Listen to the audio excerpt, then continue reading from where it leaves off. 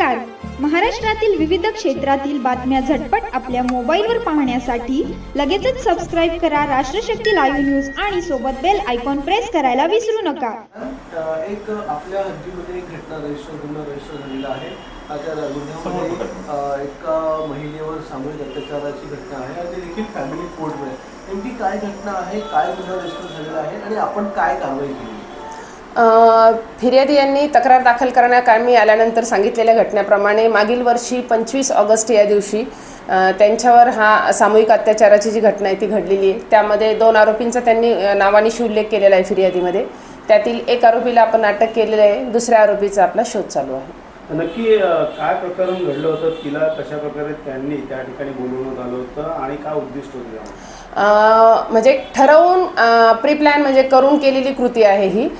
ती महिला तिच्या नोकरीच्या ठिकाणी असताना तिला यातील एक आरोपी जो फरारी आरोपी आहे त्यांनी माझा वाढदिवस आहे असं सांगून तिला त्या ठिकाणी केक कापण्यासाठी खाली निमंत्रण दिलं गाडीमध्ये. आणि ती ज्यावेळेस केक कापायला बरोबर बसली त्यावेळेस केकचा बाईट स्वतः न खाता तिच्या तोंडामध्ये खाऊ घातला आणि मग काही क्षणामध्येच तिला गुंगी आणि चक्कर आल्यासारखं झालं. मग डोंबिवली या ठिकाणावरनं तिला ठाणे फॅमिली कोर्टचं जे पार्किंगचा आवार आहे तिथं गाडी आणली गेली होती तिने तक्रारीत दिलेल्या माहितीप्रमाणे. आणि त्या ठिकाणी तिच्यावर दोन्ही आरोपींनी आळीपाळीने तिच्यावर शारीरिक अत्याचार केल्याची तिने आपल्याकडे हकीकत दिली. घटना जी नेमकी कधीची आहे आणि इतका उशिरा का, तिचं कारण मागचं काय? 25 ऑगस्ट रोजी घडलेली घटना आहे. त्यावेळेस घडलेल्या घटनेनंतर ती शॉकमध्ये गेली होती. समाजाची भीती, कुटुंबाची भीती आणि याच्यापोटी ती अद्यापपर्यंत आपल्यापर्यंत तक्रार दाखल करायला आली नव्हती. पण यातील जो फरारी आरोपी आहे त्याच्याकडनं तिला पुन्हा हॅरेसमेंट सुरू झाल्याबाबतची तिच्याकडं माहिती म्हणजे तिने दिलेल्या माहितीप्रमाणे अत्याचार सुरू झाल्यानंतर मग शेवटी न राहून तिला पोलीस स्टेशनपर्यंत यावं लागलं आणि झालेल्या घटनेबाबत आपल्याला म्हणजे माहिती द्यावी लागली. आता या प्रकरणामध्ये किती एकूण आरोपी अटक करण्यात आले, त्या आरोपींचा काय बॅकग्राऊंड आहे का आणि त्या अनुषंगाने काय? आरोपी 2 आरोपींपैकी एक आरोपी अटक आहेत. ते स्वतःला पत्रकार म्हणजे म्हणवतात असं म्हणता येईल. पत्रकार आहे, अजून त्यांचं लायसन्स आपल्यापर्यंत प्राप्त नाही आहे. पण त्यातले जे आरोपी आहेत त्यांच्यावर म्हणजे एक 3-4 पोलीस स्टेशनला एक्स्टॉर्शनचे म्हणजे खंडणीचे गुन्हे दाखल आहेत पोलीस स्टेशनला अशी माहिती प्राप्त आहे. बोगस प्रकारचे पत्रकार आहेत का त्यापैकी? याप्रमाणे असं म्हणू शकता आपण. म्हणजे त्यांच्यावर ज्या अर्थी गुन्हे दाखल आहेत तर गुन्हा दाखल करताना त्याची पूर्ण पार्श्वभूमी तपासून नंतरच तो गुन्हा दाखल केला जातो. दोन्हीपैकी पत्रकारांवर खंडणीचे गुन्हे दाखल आहेत ही माहिती प्राप्त आहे.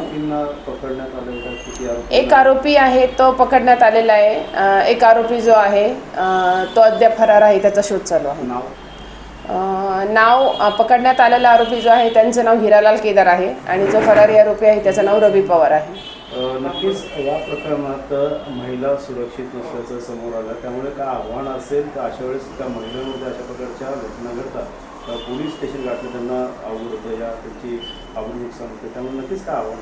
नाही, सर्व महिलांना एवढंच आहे की तुम्ही जोपर्यंत एक हिमतीचं पाऊल उचलणार नाही किंवा आमच्यापर्यंत पोहोचणार नाही तोपर्यंत मदत पोहोचवणं आम्हाला शक्य होणार नाही. कारण की तुलनेनं मनुष्यबळ खूप कमी आहे. जिल्ह्याची किंवा शहराची लोकसंख्या पाहता तुमच्यावर जिथं कुठं अत्याचार होतो त्यापर्यंत तुमच्यासाठीच आम्ही आहोत हे तुम्ही नेहमी लक्षात ठेवा. आमच्यापर्यंत पोहोचलं तर तुम्हाला न्याय देण्याचा आम्ही नक्की प्रयत्न करू. महिलांना कामाचा आमिष देखील दाखवतो, हा देखील प्रकार महिला व्यवसाय काय करायला त्या म्हणजे मसाज आपलं सेंटर होतं, मसाज सेंटर होते त्या ठिकाणी 1 महिन्याच्या ह्याच्यावर असं त्यांना कामाचं स्वरूप की महिला म्हणजे जे कोणी क्लायंट असेल त्यांना मसाज प्रोव्हाइड करण्याचं कामकाज त्या करत होत्या त्या ठिकाणी. आरोपीला अटक केलेली आहे, बॅकग्राऊंड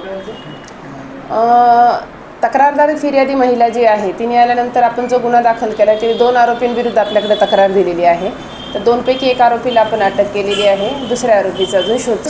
25 ऑगस्ट या दिवशी यातील एक जो आरोपी आहे अद्यापपर्यंत मिळून न आलेला फरारी आरोपी जो आहे त्या आणि पार्टीसाठी निमंत्रण दिलं पण तिने ते नाकारलं.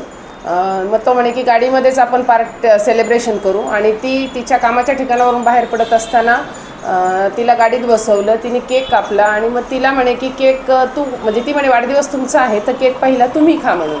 तर नाही म्हणे माझ्या तोंडात काहीतरी आहे, पहिल्यांदा तू खा नंतर मी खातो. आणि तिला तो केक खाऊ घातल्यानंतर एक काही वेळानंतर तिला गुंगीसारखं चक्कर यायला लागली आणि तिच्या बाबतीत विवाहित तर तिला ते गुंगीकारक